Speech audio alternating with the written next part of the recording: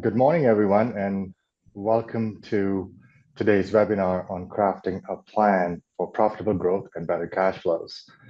I'm Atif Ansari, founder of Ansett CFO, and I'm thrilled to have you all here today. Before we dive in, let me share a bit about myself and Ansett CFO. I have over 20 years of experience in finance, strategy, and analytics, working with companies both large and small across Canada, the United States, and the UK. I founded Ansett CFO in 2017 to help small to mid-sized businesses achieve profitable growth and improve cash flows. We're based right here in Mississauga with additional offices in Dallas and Orlando. Our team of fractional CFOs and experts in automation, data analytics, and accounting work closely with clients to deliver impactful financial outcomes. And we embed ourselves as part of our clients' organizations, rolling up our sleeves to work with the CEOs and management teams to deliver profitable outcomes, all at a fraction of the cost of a full-time CFO. Our agenda for today is to go over how to maximize financial performance, both in terms of profitable growth as well as improving cash flows. And we'll start with outlining pathways to profitably growing your business, what's involved in crafting an actionable growth plan, approaches you can use to dive deeper into business to uncover insights, and how to improve cash flows through focused actions. We have reserved some time at the end for an open Q&A, but feel free to ask questions as we go along. My hope is that you leave the session with some practical ideas to apply in your businesses.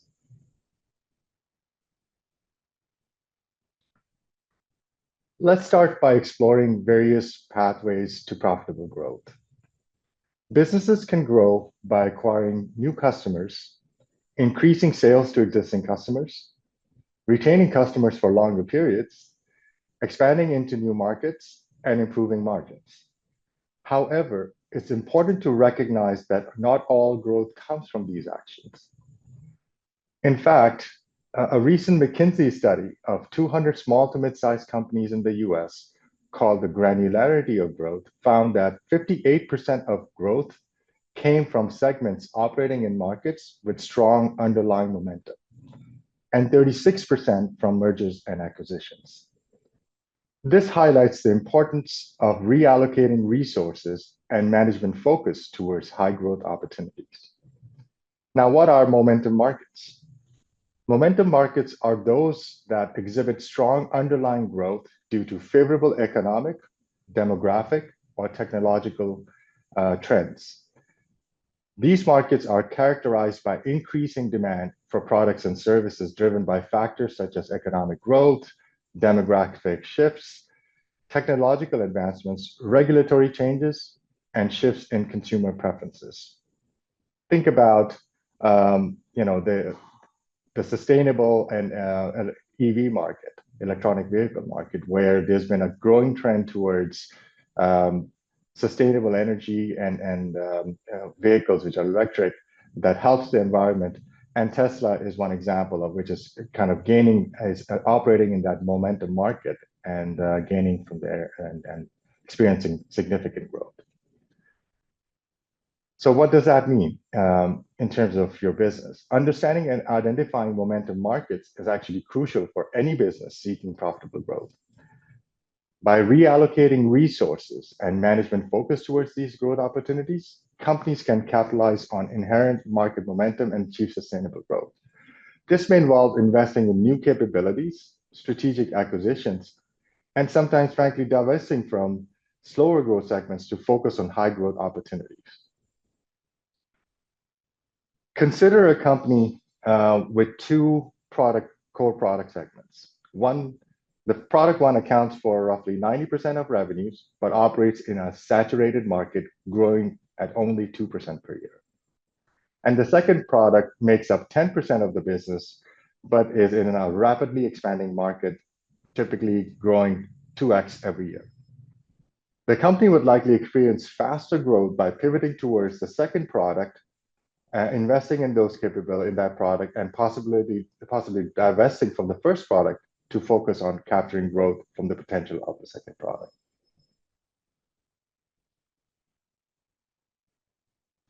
Now, when it comes to successful execution, I believe there are truly four ingredients that are required for it.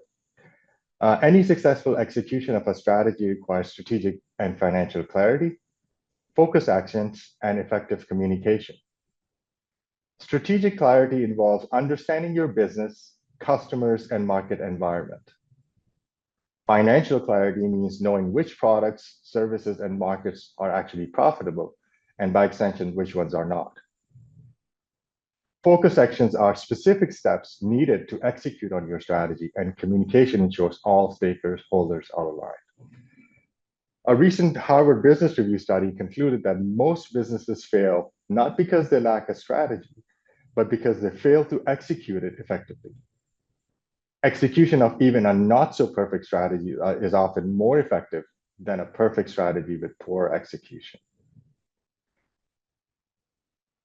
What does that really mean? So as you're building an actionable growth plan, here are some of the process elements of building it. You have to start with a clear business strategy. This ensures that every growth initiative aligns with the company's long-term goals and vision. Whether your aim is market expansion, increasing customer retention, or optimizing product lines, the strategy must guide all actions. Next, understand the product, each product and where it stands in its life cycle. Is a product in its growth phase or has it matured? Identifying this can help prioritize where to invest for growth and where to consider divesting or reducing focus. Not all products, customer, or markets are the same. Breaking down profitability by segment to understand which of these geographies or customers and products are driving the most value is critical. This analysis can reveal hidden opportunities or underperforming areas that need attention. Delve into the key factors that impact overall performance, including revenue growth, margin growth, cost behaviors, seasonality, and cash conversion. For example, identify the key drivers of revenue growth. Are you growing through customer acquisition, product diversification, or increased sales to existing customers? Analyze the factors affecting margins. Are there opportunities to reduce costs or increase pricing without affecting demand? Break down these costs into fixed and variable to understand how costs behave in relation to your production and sales volume, and this can help you optimize profitability. Some businesses experience a fluctuating demand throughout the year, and identifying and planning for seasonality can help manage cash flow and production better. So it's important to review how efficiently you convert sales into cash. The shorter the cash conversion cycle, the better your liquidity and ability to reinvest.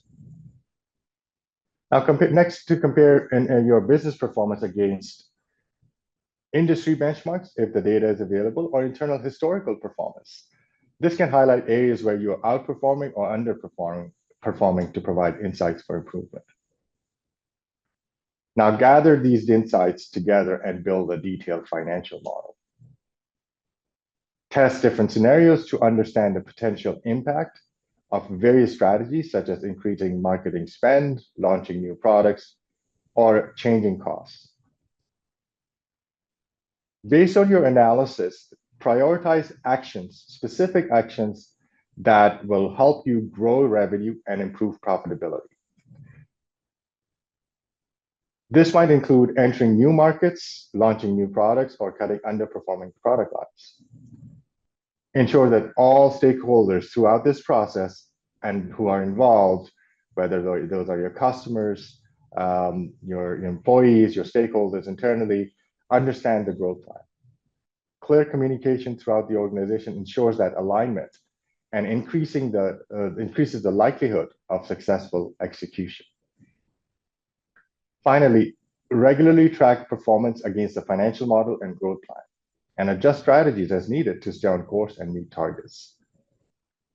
This structured approach to growth planning ensures a data-driven, comprehensive process that addresses every critical aspect of business performance while helping you make informed decisions to drive profitable growth.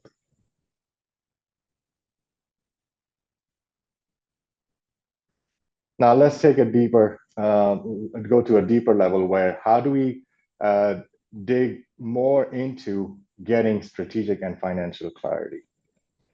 For deeper insights, we actually suggest using frameworks like price volume mix analysis, or PVM for short.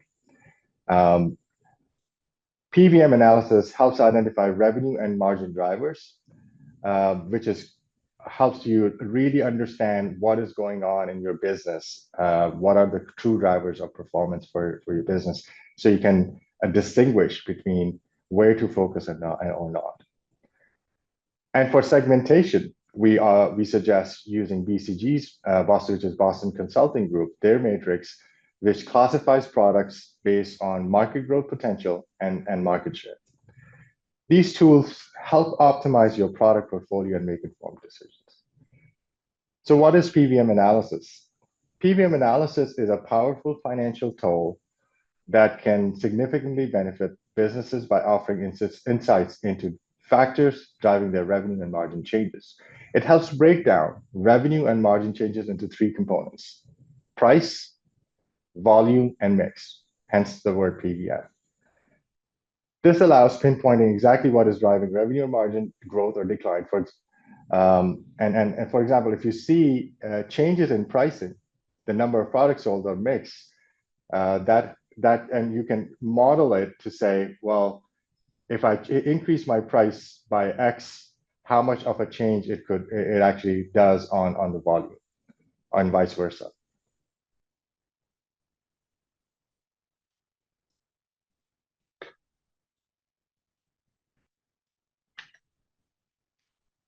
So think about it this way: if you do a new product launch that leads to revenue drop, PVM analysis can reveal whether the issue is with the product's pricing, its volume, or the impact on the mix. Now let's take a closer look at the BCG matrix. The BCG matrix is a strategic tool used to evaluate companies' product portfolio based on market growth and market share. It classifies products into four categories: stars, which are products with high market growth and high market share. They often require significant investment to maintain their position and support further growth. Stars have the potential to become cash cows as the market matures. Cash cows, on the other end, are products that have a high market share but low market growth. They generate steady cash but require very minimal investment ongoing basis. Companies often use revenue from cash cows to fund other segments like stars and question marks. Question marks, on the other hand, are products which operate in markets with high growth but with a very low market share. They require substantial investment to increase market share. And depending on their performance, question marks can either become stars or turn into dogs. Dogs are products that have low market share and low market growth. They typically generate low to or negative cash flow and may be candidates for divestiture. This matrix helps companies allocate resources effectively by identifying which products to invest in, develop, or divest. And together, these two help you classify your business into opportunities for growth and areas that you need to pay attention to improve profitability.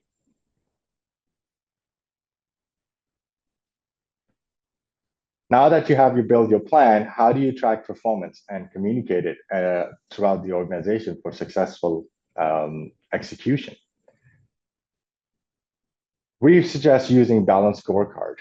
This is something that we have been using for our clients. Balanced scorecard, as some of you may know, is a strategic planning and management system that helps organizations align all business activities to their vision and strategy. It helps improve internal and external communications and monitor organization performance against strategic goals. Basically, when you look at a balanced scorecard, you look at it in four different perspectives. Financial perspective is, what does the organization need to achieve from a financial gains? That's where you start. Once you've developed what sort of financial outcomes you're looking for in terms of revenue growth or profitability or return on investment, you then go to the next level, which is customers, identifying which customers, markets do you need to focus on in order to achieve those financial objectives. Then you look at your internal capabilities. What sort of capabilities do you need in your organization to serve the customers and markets that you have identified to meet your financial objectives? And then finally, it's learning and growth, which is the fourth perspective in balanced scorecard, that allows you to identify areas to sustain your capabilities and for the long term. A strategy map is another supplement to balanced scorecard, which is frankly a visual representation of an organization strategy and the processes and systems that are needed to implement that strategy. It shows a very clear cause and effect relationship between your strategic objectives along the four objectives of balanced scorecard, but then what specific actions do you need to take to achieve those objectives? And it could be used as a very simple way of communicating and staying on message about what needs to happen. What do we need to do as an organization in order to achieve those objectives? And finally, the OKRs, objectives and key results. This is a framework to track specific objectives at different levels in the organization to help and then tracking metrics around it to be able to achieve results. By using these frameworks, you can track performance, ensuring alignment, and communicate effectively with all stakeholders. And it will help you stay on course and achieve your growth objectives. Let me give you some examples, real-world examples from clients that we have helped using these approaches. The first is a company was a $50 million print manufacturing business that operated across multiple customer segments and was facing pricing and margin pressures that were impacting their profitability. The diversity of customer segments meant that they needed a more targeted approach to pricing and product offerings to remain competitive. After conducting a thorough analysis of their customer base and their operations, we helped them identify a new revenue stream that had been previously untapped. This allowed them to increase their revenue by about $500,000 a year without major investments in new infrastructure. In addition to generating this new revenue, we also helped them take targeted actions to reduce costs by optimizing operations and renegotiating supplier contracts. As a result of these moves, the business achieved a 5% improvement in profit margins within a single year. Now, let's talk about a smaller company, which was about a $6 million consulting business. They had 3 lines of business, but were struggling with profitability, having lost money for the last 3 years before they came to us. The owners were managing the business very reactively and on the fly, without a structured plan or insight into what was actually driving their poor performance. We used PVM analysis and implemented KPIs for them that were tracked against industry benchmarks. The company gained a clearer understanding of what was working and what wasn't. It also allowed them to restructure their organization in such a way that for example, which consulting products or services were actually driving, what sort of factors they needed to assess and align in order to to improve their performance. This allowed for more informed decision-making, and the result was a dramatic shift in their profitability. Before this analysis that we conducted for them, they were losing money for 2 straight years. And within 6 months of implementation, they were achieving 15% EBITDA. So this turnaround was achieved through better operational control and informed decision-making through the PBM insights. So these examples show the power of deeper insights and taking targeted actions, whether it's identifying new revenue streams, reducing costs, or leveraging KPIs. Understanding the underlying dynamics of your business can lead to a substantial profitability improvement.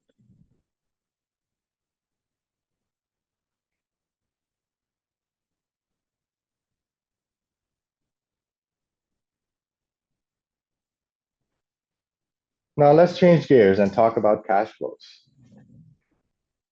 Improving cash flows involves accurate forecasting and effective cash management. So it's really a two-pronged strategy. As you forecast cash flow to anticipate future needs, you can analyze scenarios and develop mitigating strategies much in advance, and allows you to anticipate those challenges that may be coming in weeks or months to come. Managing the cash conversion cycle by optimizing inventory, receivables, and payables is also key. Focus on growing revenue and margins while controlling costs to improve liquidity and financial stability. So what does cash flow forecast look like? The first step is to accurately forecast your cash flow based on, and it could be done either monthly, weekly, or quarterly, depending on every business is different, and you can anticipate that. This involves analyzing scenarios to understand how different market conditions or operational challenges could impact your cash flow, identifying gaps, and developing mitigating strategies. If there are periods where cash flow will be tight, plan in advance to mitigate those issues. You can organize financing to ensure there's a solid plan to cover those cash shortfalls, either through short-term or long-term options. Maintaining a healthy balance between debt and equity to avoid over-leverage, and ensure that the company has enough cash reserves all the time to be liquid in its operations. On the second side, on cash management, it's important to manage that cash conversion cycle. This involves optimizing the time it takes to convert inventory and receivables into cash while managing payables effectively. Reduce the amount of time inventory is held by improving supply chain efficiency or adopting just-in-time inventory management. You can negotiate better terms with customers and tighten collection processes to reduce the time it takes you to collect payment from customers. Strategically extending payment terms with suppliers without damaging, of course, the relationships to hold on to cash longer also helps your cash conversion cycle.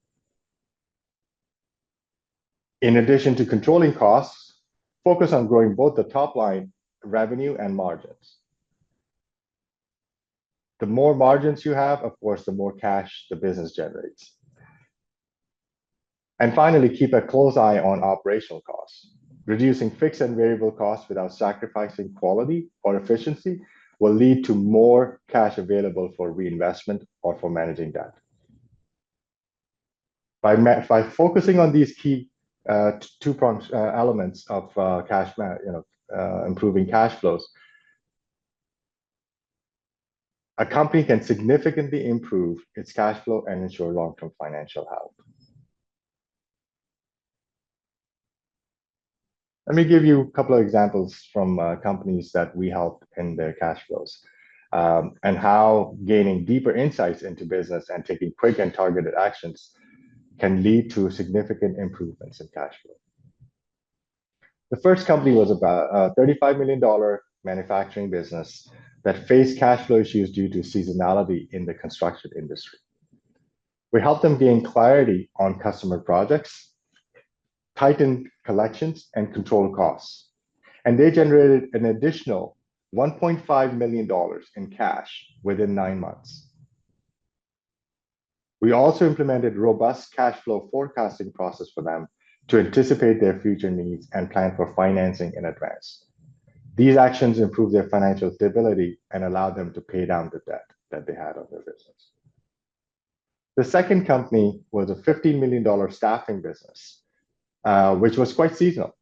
In fact, if you look, they actually almost doubled their business in the middle 4 months, so from May to August, and the rest of the year was nearly half those periods.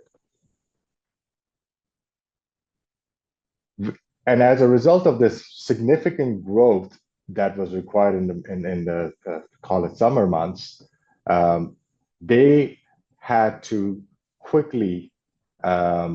They were experiencing those cash flow challenges to scale that business every year in those 4 months.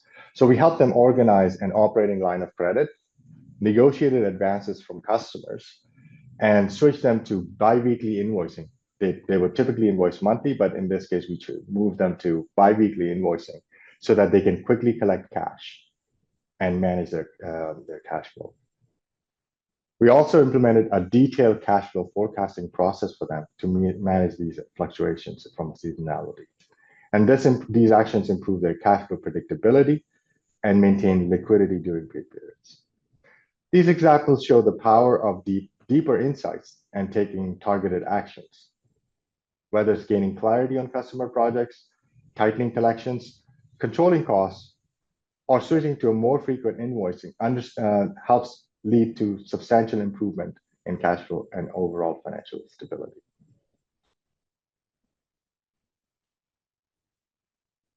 So what are the key takeaways? In summary, profitable growth requires strategic clarity, financial clarity, effective cash management, and an actionable plan where the whole organization is aligned through regular communications. So here are the key takeaways. Understand the momentum markets and focus whether which markets that you're operating in have an underlying momentum for growth. Identifying and focusing on those high growth opportunities driven by favorable economic and demographic or technological trends will significantly help you focus on businesses that can drive growth. Strategic clarity, ensuring your business aligns with long-term goals and guides all your growth initiatives. Your financial clarity, knowing, having a robust financial model that tests scenarios and knowing which products and services are profitable, which are not, and using tools like PVM analysis and BCG's matrix to gain deeper insights into your business, to segment your business. This provides you a framework to an actionable growth plan that you can kind of keep track of and align your performance on a day-to-day basis and see how well you're doing against that. So by focusing on these areas, you can drive sustainable growth and ensure long-term financial health for your business. I hope you found some key takeaways for your some learnings for your business, and thank you. I'll be happy to open the floor for questions.